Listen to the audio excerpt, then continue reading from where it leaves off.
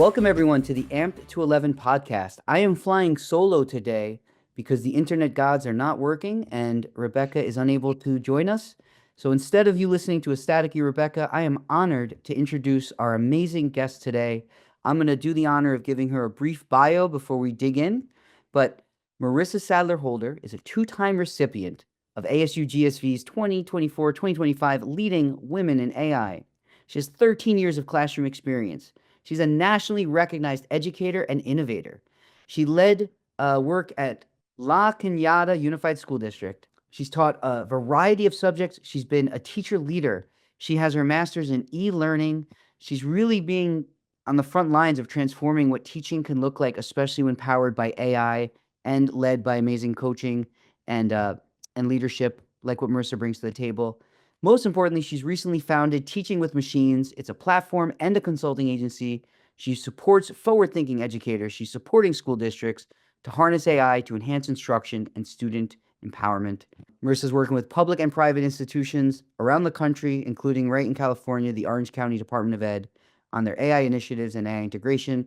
And if you're not already up on it, she has this amazing weekly newsletter where she's offering the real insights and resources in AI and education that people need. Merissa, welcome to the Amp to 11 podcast. Thank you so much, Brett, for having me. I'm sure, obviously, you're a longtime listener, so you already know the format. But for the folks out there, we're going to kick it off with a number of questions, many of which are 11 themed. And we're just going to have a free flowing conversation on it today. And really excited for you to share with folks, what innovative solutions are out there. Who are some innovative partners and educators you want to shout out and highlight? And just also really talk about the work you're leading. This is an opportunity for people to get to know you, the work you're doing, and if they want to reach out and connect with you further, please feel free to let them know how to do so. Sound good? Yeah, sounds great. All right. So the first question we always start with on the Amp to 11 podcast is with pop culture, Stranger Things, right? One of the main characters, 11, these supernatural powers, jaw-dropping moments when everyone encounters them. So Merissa, going back in the last few years or so, tell our audience, what are some true jaw-dropping AI moments you've seen that really move the work forward in education?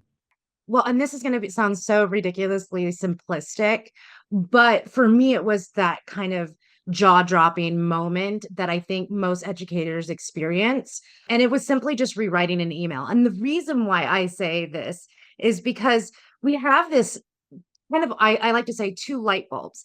The first one is like, oh, this is amazing. Oh, it can do X, Y, Z, and look at it go. But then there's that second light bulb that kind of goes off after you've been playing with it for a while that kind of says, hey, this is amazing, but this is going to be bigger than just amazing. This is going to impact humanity.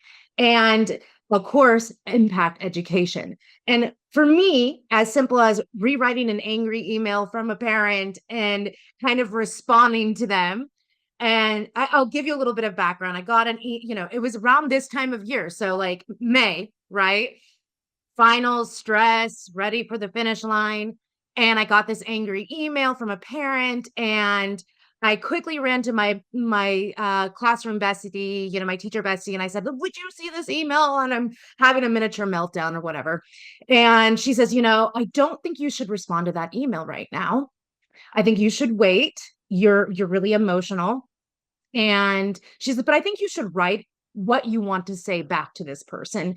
No holds bar." Now, as a French teacher, I had some French choice words that I put in that response email, and I wrote it out. And then she says, "Go ahead and run that through AI to make it professional so you're not going to get a call from HR the next day."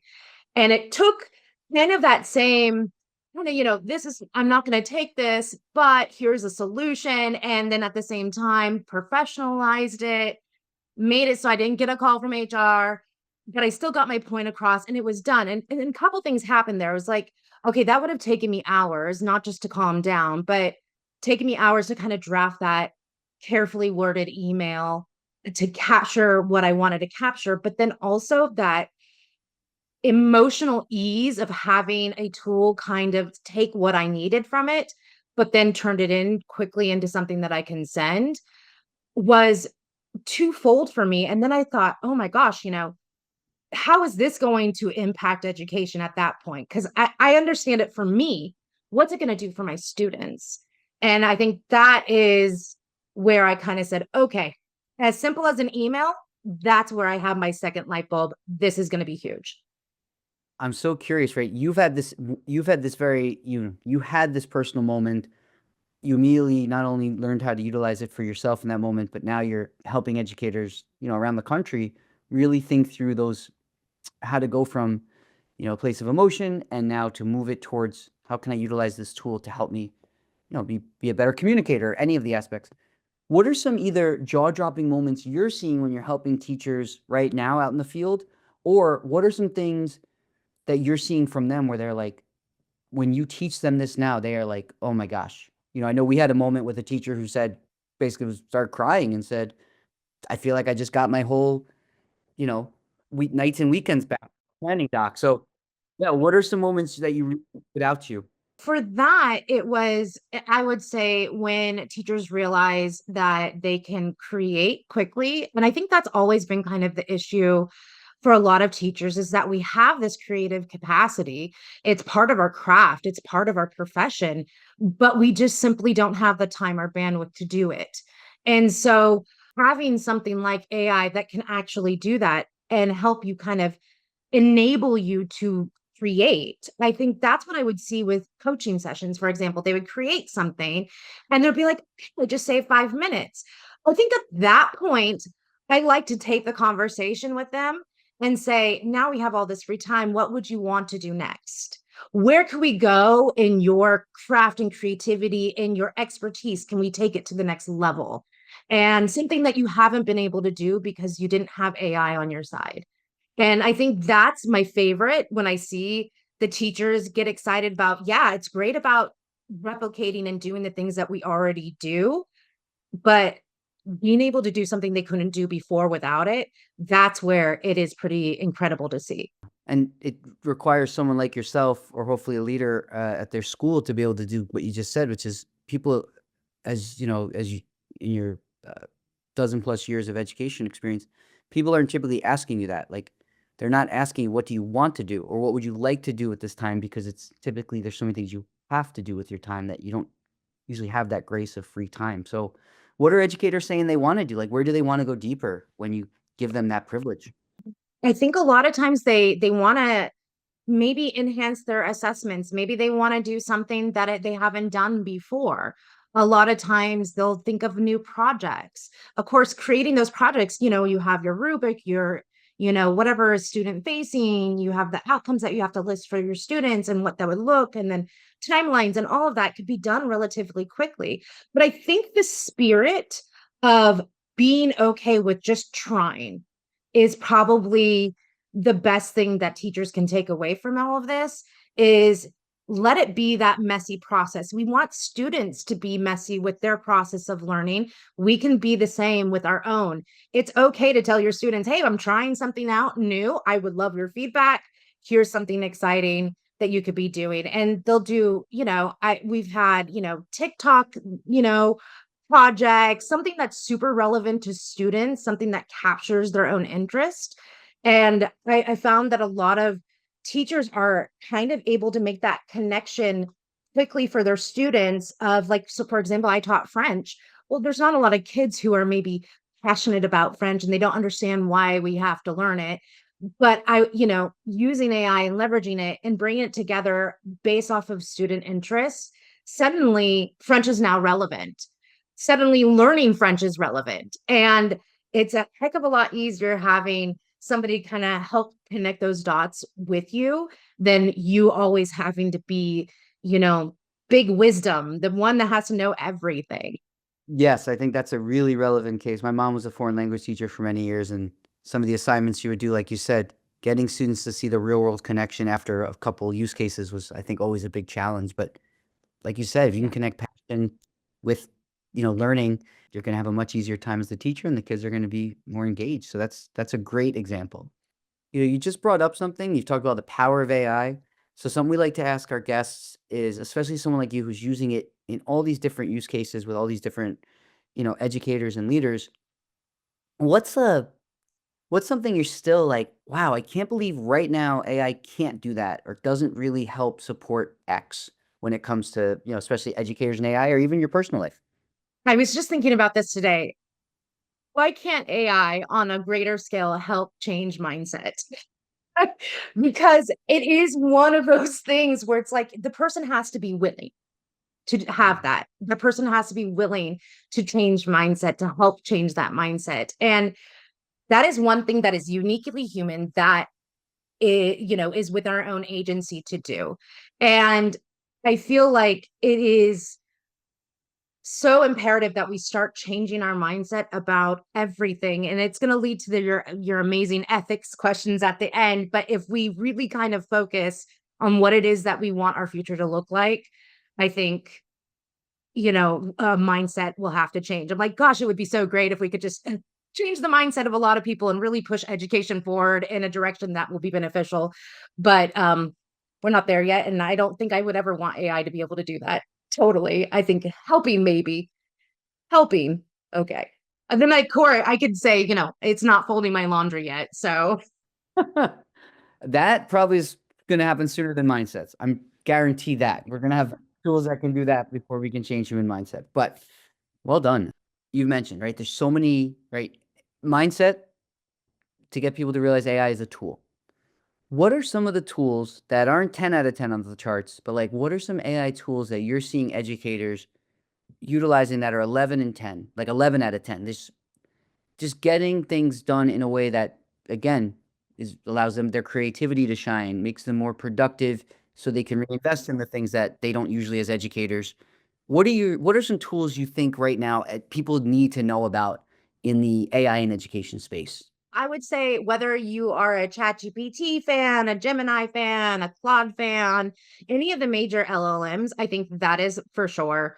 Start there. You can have your preference, just get to know it really well because you can do just about anything, or at least find the answer for anything that you need to do using just chatting with it, prompting, iterating, and working with those things. I think it gives you a really solid foundation of kind of the limitations sometimes we see with AI, and helps build your own literacy of how far you can take it. And I think that's probably the first thing I would have anyone do. And then the second thing is if you're looking for something specific, like an actual tool wrapper or whatever you want to call them, I would say probably I really like Google Notebook LM. It's very practical. I think it's great for not just teachers, but students as well. And kind of like shifting the way we put together, our classrooms in a lot of sense, and I absolutely love it. And I think the teachers really like it because, they can make it personal to themselves or they can easily collaborate with somebody. I know a lot of times schools, especially like when I was getting ready to leave the school, but it was a big push for several years about creating curriculum and assessments that are common between two levels, or we teach the same class and we want to make sure that our assessments are the same. And I find that this Google Notebook LM makes it so much easier on the teachers to be able to do that. Because I mean, like I worked in a language department, world language, and it was like the EU coming together to even kind of remotely agree on what is going to be assessed.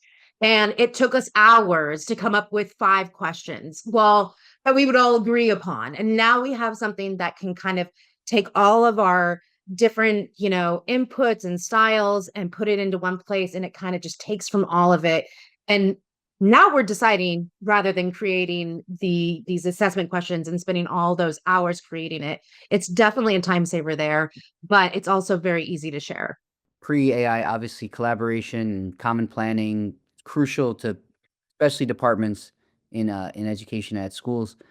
You're right. It goes from even like the 5 people in a department, like one person's literally writing it on like either the smart board or on a piece of loose leaf or a poster board, and now it's like, yeah, just let's all say it, and then we can all react to it instead of like in real time trying to get each word right.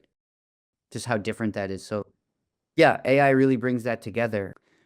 Are you open for like a rapid fire? If I'm like, what tool would you recommend if someone needs to create like a slide deck or this? Yeah, sure. If so, you're working with schools across, in this case, Orange County. So obviously they might have different tools available to them, but let's say they're like, okay, my hardest part is I know what I want to teach tomorrow. I have last year's lesson, but I really want to make it, I want to oomph it up. I want to make it just better, more engaging. This is what I want to change. And they can verbalize it to you and you're coaching them. What's a tool you might recommend to them? I would immediately go to one of the large language models out there, Gemini, Google, any of those guys. Okay. They have their PowerPoints from the past and they're like, again, this is like someone like Brett who like it's a bare minimum. It gets the job done, but it's not really that exciting or engaging. I have it from last year. What am I going to? I would use two tools. I would use, again, a large language model to analyze what could be improved upon, kind of iterate what my goals are with it. And then I would take that information and I would upload that into, like, say, Gamma or something and have it reconfigure it. What about if a teacher really needed help, like creating a comprehensive unit plan, right? They really want to make sure like everything is comprehensive and maybe it's incorporating new standards their school or state have adopted recently and they want to make sure they're compliant. I would probably use a combination, once again, between one of the large language models that are out there and then also Google Notebook for sure. All right, great. Well, I feel like I'm trying to think of what are the major pain points we keep hearing from educators around the country. And it's usually those things. They kind of have a sense of what they want to do. They want to either get better at it, they want to, you know, reinvigorate what they've been teaching, or they know they need to like update or change with the time. So thanks for bringing a couple of those key tools out there. I truly believe in the foundation of it. Like, once you can do, most of those tools are built on top of those language models anyways. So once you can figure that out, you can just run with it. Well, speaking of that, as you know, one of the bigger challenges is going from right 0 to 1 is probably the hardest when it comes to AI adoption, right? Getting people that level of comfort and fluency where they can like be like, okay, I kind of get it now, and now I'm ready to try and learn a large language model. So in your work with teaching with machines, do you want to maybe share like what are some of the things, how are some ways people can either engage or interact with you to get themselves there? So let's use that use case. They know AI's out there. They hear you say, just go to large language model, and they're like, great, what does that mean? What would be tips for people, or how could they work with someone like you and teaching with machines to, to get there? Well, of course they can always reach out to me directly. That's by far. I will always put teachers and educators first. If you have a DM that you want to send me, I will do it. If you want to sign up for like a coaching session, of course we can do that, but start with just reaching out to me in the first place. But if you just want to start playing, if you just want to see where it goes, I think before you sit down with any kind of AI thing, sit down and think about what it is that you want to do. And before you make assumptions, if it can or cannot do what you're asking it to do or wanting it to do, you simply ask it, can you do this? But first, you have to have an idea of what it is that you want it to do. And if you don't, start without, something super small, and write a poem or whatever it is, or here's my assignment from, last week. Can you maybe add on an additional homework assignment that would support it? Something like that, something super small. If you don't already know what you want to do, but if you know what you want, all you have to do is simply ask AI. And then if it gives you too much information, you can say, okay, you need to slow down. Walk me through this step by step, one step at a time. And I think that is key because then it kind of checks in with you when you can get things done that way.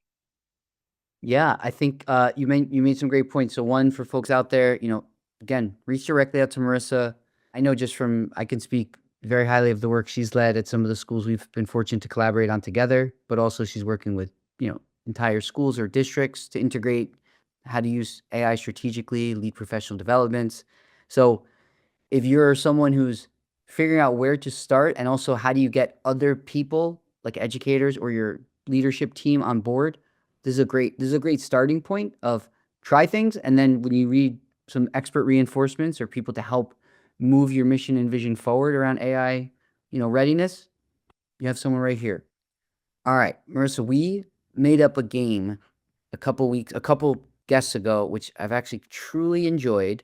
So I wanted to get a sense from you if these might be of interest to you. So one, if we were to think through, right now we're at this precipice, right? Like we have come this far so far with AI. There's so much more that's going to go. What would you say is your wish, right? If it's 11:11, what's the wish you would give on how AI can really shape education? I know we've talked about mindset. For education and society, like what would be the thing you said, wow, AI actually accomplished this, and that makes the world a better place? Well, I don't think it's AI. I think it's going to be humans. And I think AI will be the partner in it, but or if anything, the catalyst. I think if I had the biggest wish is we stop seeing these tools like band-aids for a problem and really focus on the problem.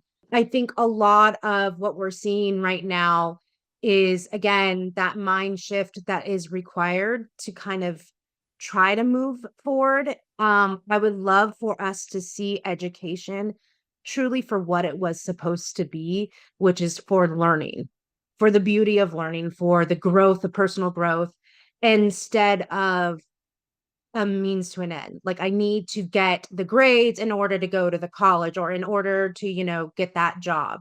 Because when we have that as our motivation, learning is no longer our motivation.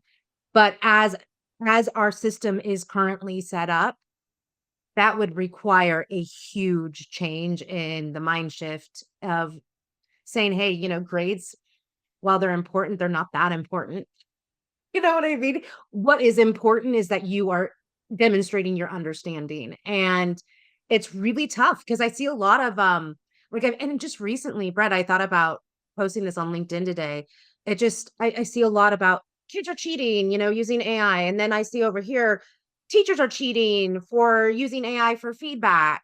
And I keep on thinking to myself, we've been told that getting things done quickly in order to move forward is the only way we can do things rather than students want to learn because they need to learn and they have a desire to learn and teachers have the desire to teach them to learn. I'm not saying that teachers don't feel that. I just think like even myself, I experienced it towards the end of my career. I would spend hours on feedback and very few kids, they didn't care about the feedback. They cared about the final grade. And so then what am I doing here? You know what I mean? It gets really frustrating. So if we have that mind shift, if there is a world and a possibility where education can really truly return to learning and education and that and of course, I would love to see education free for all. I'm just gonna throw that out there. And I feel like AI might be able to do that. This is your chat. Listen, there's no, anyways, like if you want to talk about it, this is where we get to talk about it. Like, no, where else do we I get to mean, like, like pie in the sky, like I mean, it just requires a lot of changes. And I mean, I'll even give you one more example. I recently went to a go to market conference, which is completely different than an educational conference, right? Different audience, different everything. And one of the audience members asked one of the presenters, with AI, um, do you just foresee it kind of just doing what we already do and then kind of reducing the workload of the people and reducing, essentially the amount of people that they're hiring to be able to do these jobs. And the person, speaking is like, yeah, we're seeing that, but let's also focus on this other area. And I was, I think so many people think like that gentleman asking that question. It's like, this is what AI is going to do. And really, we need to be coming back to, okay, yes, it could do everything that we already can do, that we don't maybe want to do or takes a lot of time to do.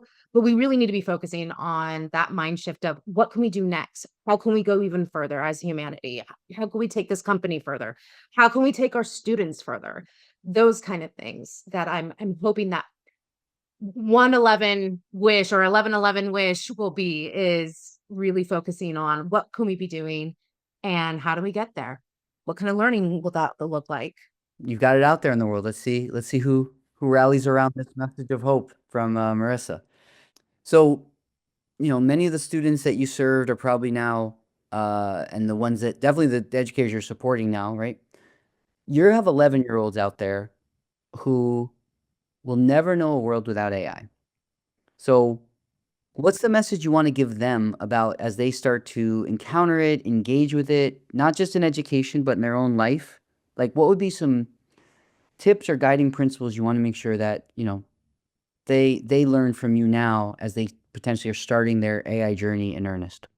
Embrace flexibility, embrace adaptability, embrace learning and critical thinking, question everything. And then at the same time, really focus on finding your own authentic voice because that's the one thing AI cannot do.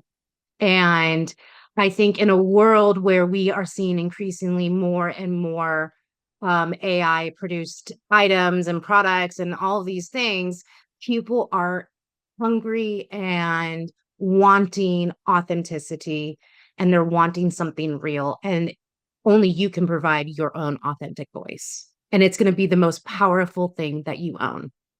Well said.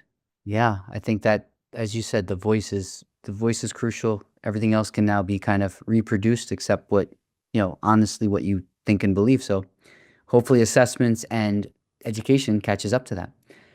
So we got a few questions left. One of them I'm going to tease out now so you can like start thinking about it in the background. One of them is going to be we're going to get to what I honestly my favorite part is the shout outs and the flowers. So in a second I'm going to ask you to be thinking about who are some people everyone out there needs to know about the great work they're leading. But this is I think you kind of addressed it before, but it's a new question that I really like, as we know Rebecca is someone who thinks deeply about AI and ethics, as do you. So if AI keeps moving up the scale and all of a sudden AI gets turned up to 11, what are some safeguards or hopes you have, especially in the world of education, to make sure that ethics don't drop to zero? Like, what are some things we should make sure are happening now? How can we start to think through that as AI continues to get ramped up in education? It's such a great question because I really think we have to continually ask, what is it that we want? If all things are possible, if there's a million different things that are possible now, what is it that we want? What is it that we want for our students? What is it that they want? And what kind of future do we want to have?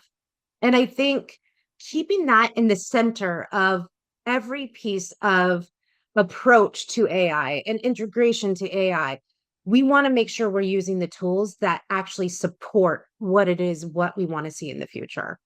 Do we want to see AI replacing people, or do we want to see the people being able to go further than they ever could before without it? Like, what do we want to see? And I think if we keep that at the heart of it, especially in education for our students and their future, because we don't know what that future is going to look like.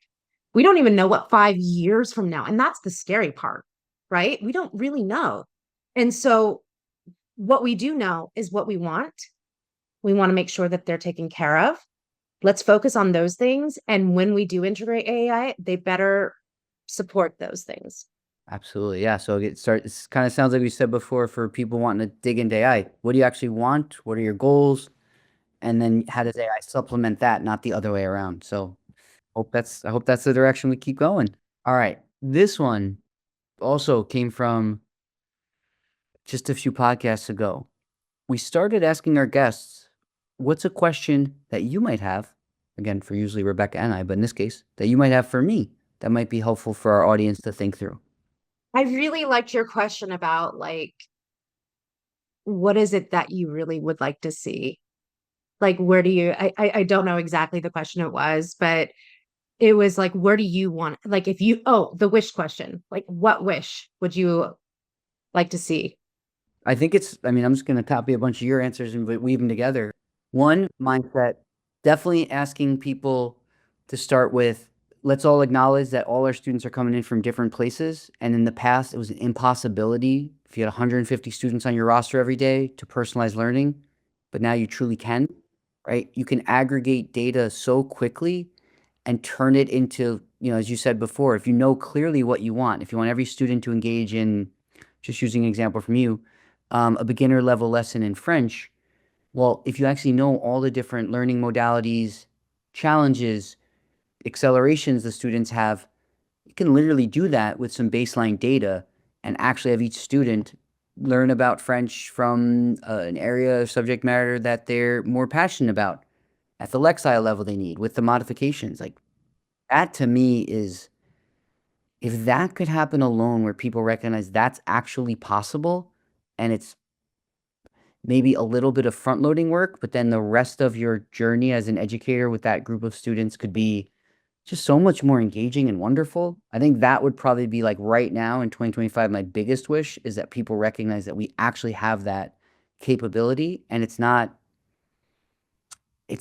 potentially more expensive. It doesn't require a whole lot of onboarding or training. It really requires, whether it's a teacher, an educator, or a leader, to just like embrace that and know that that's possible. And even if you can't do it across all your different learning and data tools, you can create your own pretty quickly now and provide it with some baseline data, again, as making sure it's ethical data safety, whether you need to use, the letter A through Z for your class of 26 kids so that you're not putting any personal data in about the student, but it's out there.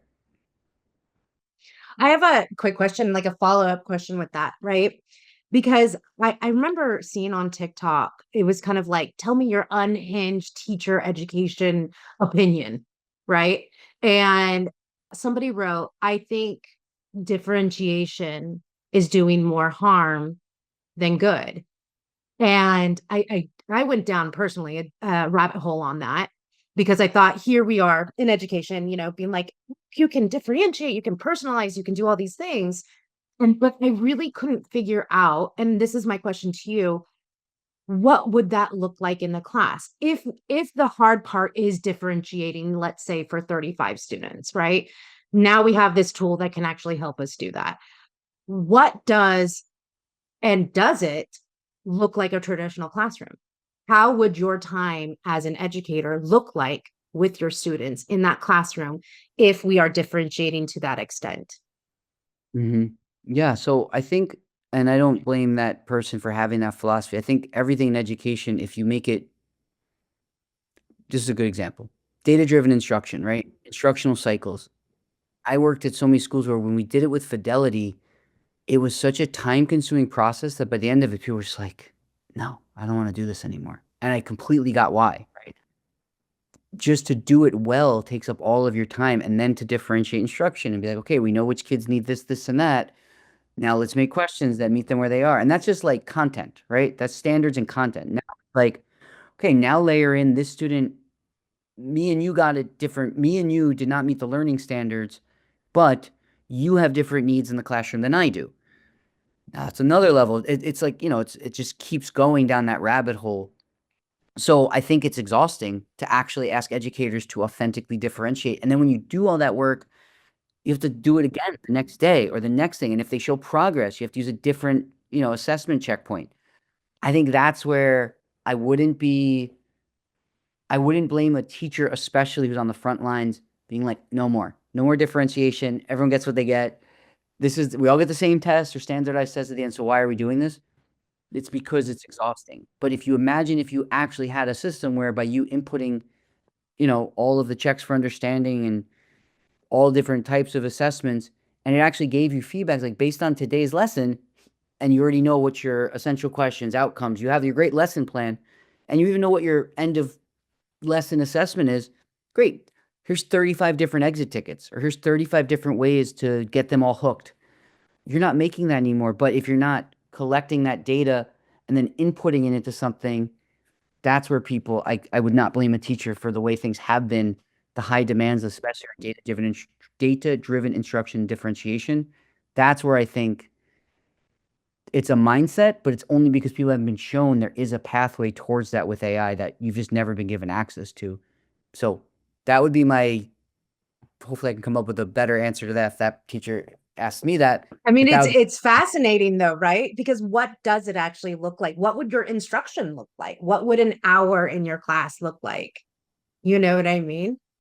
no, I think the thing that I've heard now nationally, like a couple keynote speakers when we were out in Ohio, were like very adamant about, right? There's that actually it was Matt Winters, right? He leads all of Utah's AI initiatives for the entire state. And he said, there is this place of what happens to the teacher's position in the classroom if everyone has access to AI and can get any answers? And first, as a teacher or educator who's like typically considered like, I think you said it before, right, the holder of all wisdom, to now be able to say,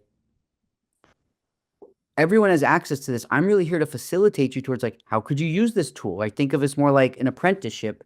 I'm here to help you master this tool that we all have access to, but and a lot of the prep work that would go into being an educator is going to be completely different, in my opinion, if it's, I already know each of you because I know you as a human, but now I also know like all this data that would be very hard for me to analyze and then create something for you has been done. So now when I'm in the classroom, it's like, everyone go to your device, or I've printed this out. These are all differentiated for you, right? It does all the work for the teacher in that regard, as long as you know, you ask the right questions and you're thoughtful about how to get to that end result. And then it's, now I'm checking in with you as a person, right? Like, I already know this is the right reading level for you if I'm giving it the right data. I already know this is something you're interested in because you've told me this in the last week. So now it's like, great. All that work that used to be is like, well, now I'm building a relationship deeper with you. And now I'm like, hey, I know you had a rough couple weeks with what happened with your sister. Let's check in about that. Because I know once I get you to a place where you feel seen, heard, loved, you're going to do the work, right? But before, who has time for that? Truly. Hey, what is it? It's taking the personalized to the personal. Well, excellent questions. Very thought provoking. We are going to finish up here with two things. The first one is, because I feel like we always end with this question, then we're like, where can people find you? I'd rather make them wait a second about this last question. So, Marissa, just make sure everyone out there knows if they have been listening and they're like, "Yep, I gotta learn more about what Marissa's doing, or I gotta partner with her, or I gotta get her in front of my students, teachers, leaders, whatever." Tell them, where can they find more about you? What are some maybe things you're doing in the near future? There's a chance to amplify yourself here. Yeah, I'll put it out there because then it'll force me to do it. I am building something. Hopefully that teachers are going to enjoy, that it's going to kind of cut through the noise and of the AI tool noise. So I'm hoping to get that off the ground. But you can find me on LinkedIn at Merissa Sadler-Holder. You can also find me on teachingwithmachines.com, and you can email me at Merissa, Merissa, at teachingwithmachines.com. I'd love to meet with you guys, honestly, even if it's just a talk and if it's to hop on Zoom for a coffee talk and talk high level or play around with AI. Like I'm all for it. Just reach out. Totally willing. Okay. Well, again, that's how you can learn more about Marissa. But now I'm hoping that Marissa, again, by no means feel like you need to. You could talk about one person. You talk about 11 people. You can talk about 111 people. It doesn't really matter. But this last question is more the idea of, you know, the movie Ocean's 11. This great crew of people who are all like specialists and experts in certain things. They pull off this impossible thing. They build this dream team. So right now, with the state of AI, the state of education, who are some people that everyone out there in the audience needs to know about? These are kind of Marissa's team of experts who inspire her or who are doing great work in the field. Could be educators, could be innovators, could be a district, whatever you want. This is your chance to just highlight great things happening out there. As far as like educators connected to I would say for sure Wes and Canal from Orange County Department of Education. Let's see, Jessica Ann. She's at Stanford AI Tinkery. She's amazing. There's a slew of them, of course. But when I think of the dream team too, like I think of like who has helped me along my own journey. And there's a couple people outside of education too that provide amazing insights, and that is Corey Coachella. I could be Cachola. I'm probably mispronouncing his name. He's on LinkedIn as well. Back to education, Neka McGee. She is, I'm so glad to be able to call her one of my friends, but she is just such a great, sound, innovative person. And she just shares her wisdom. And she's always looking forward too. And that's what I really appreciate about her. She's like, yeah, AI is great, but what about this quantum computing thing that we have going on. And I'm like, girl, let me just catch up with AI. Like, but she's another person that I definitely think people should be following. Kendall Sizemore, he's actually one of my cousins in Texas, but he's also an AI person and he's more on the technical side. And man, I told him I had an idea for something and he was able to create a prototype like in 10 minutes. If you have questions, go to him. He's a good friend to have. And let's see, I think I'll stop there, but there's just so many people. Don't think that you always have to be within the AI education space either. You'll find inspiration wherever you go. As a teacher of 13 years, go to market, conference, I was definitely not in my realm, but I've found inspiration there as well. And I was able to make connections with people there too. So just be open to learning, be open to meeting new people, and start saying yes. Yes. Yes. I love it. All right. Yes. No, that was excellent. Thank you again so much, Merissa, for sharing your wisdom, your insight, taking all the experience you've had in the classroom and beyond on all the work you do. First, just thank you for helping so many teachers and educators and leaders out there. And I hope that this allows people to learn more about you and that they, again, continue to engage with you and try to find ways for you to bring your services and support to their communities. Just want to say thank you again, Merissa. Thanks everybody for listening to the AMP 211 podcast. Keep staying curious, and as Marissa said, keep saying yes and be open to innovation and change, especially in the world of education and beyond. Have a wonderful day, and thanks for listening.